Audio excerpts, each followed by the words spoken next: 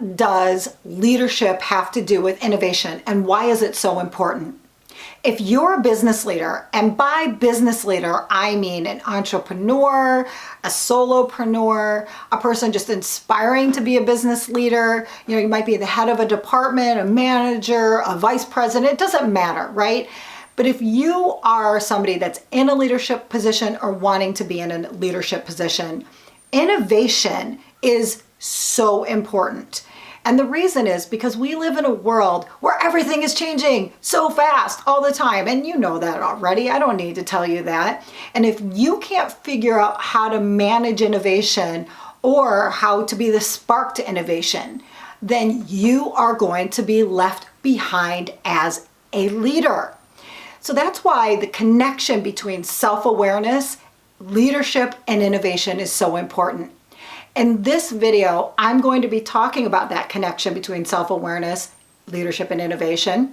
And this is a part of a series of videos that I'm doing on all of these topics. If you haven't watched the other ones, go ahead and do that and come back to this video.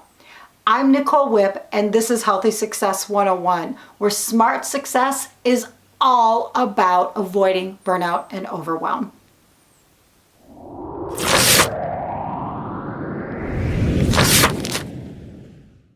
I want to just really quickly talk about how self-awareness connects to innovation and leadership. And this is just more of a takeaway that I want all of you to really think about this going forward.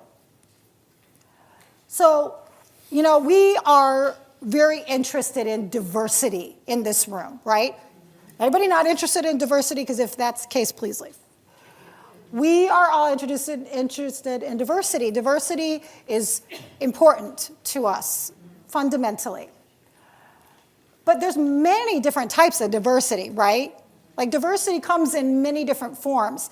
And one of the different forms that it comes in is conative diversity.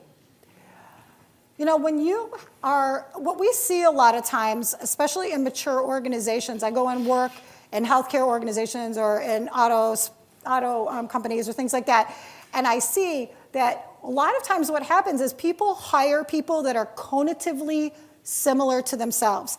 Because going back to that slide where I said the 25, 50, 25%, so if I am the kind of person that loves ideas and I'm really get excited about ideas, and you're coming in and you're like, yeah, but you can't do that because da-da-da, and you can't do, I feel that that's a conflict, and I also, I don't feel like you get me, and I don't know if I like you that much, and so I might not be inclined to hire you, right? And then I get somebody that's all on fire, and I want to hire you, right? Or vice versa, right? So might be somebody that's like, okay, this is the way we do things here. And then you have somebody that comes in and says, but I have all these great ideas about how things can change.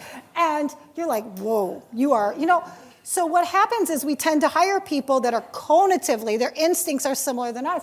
But when that happens, and now we're trying to engage in innovation, we're trying to engage in ideas and changing things up, we're getting ideas, methods, approaches, and problem-solving patterns that are similar to the ones that we would be coming up with. How helpful is that? We want to have conative and effective synergy. We want to have synergy of these things so that we can have these different ideas, methods, problem-solving patterns, and approaches.